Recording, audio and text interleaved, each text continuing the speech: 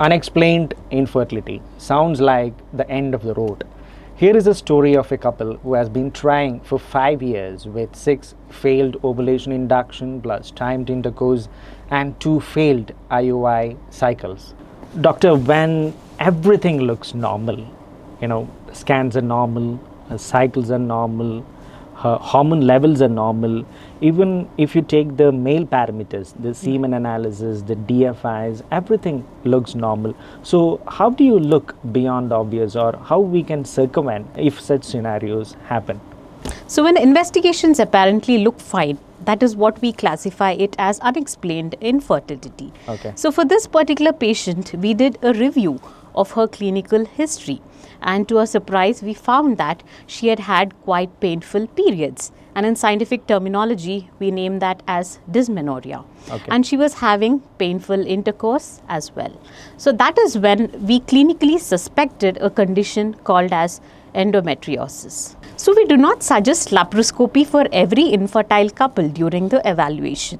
For this particular patient, because there was a strong clinical suspicion of endometriosis, doing laparoscopy was necessary so as to confirm it as well as treat it. Okay. So what were your clinical findings post laparoscopy?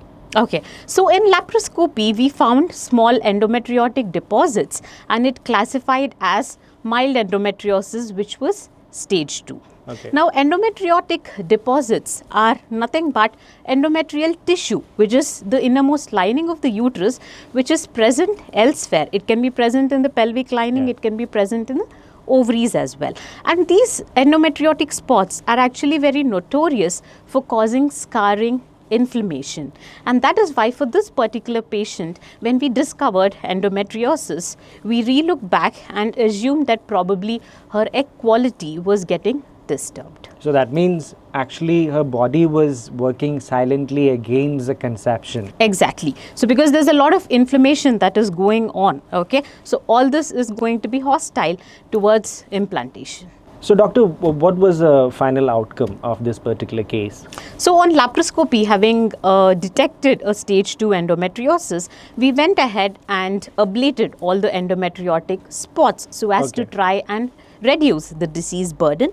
So later she was on a 2-month suppressive therapy so as to try and keep the endometriotic deposits under remission. And then later we went ahead and tried for the 3rd cycle of intrauterine insemination. And luckily, yes, that was the cycle in which she conceived, and right now she is around 20 weeks pregnant. Oh, that's great. So at Milann, we uncover the hidden causes like endometriosis with diagnostic depth and personalized treatment, because every problem will not show up in the scans.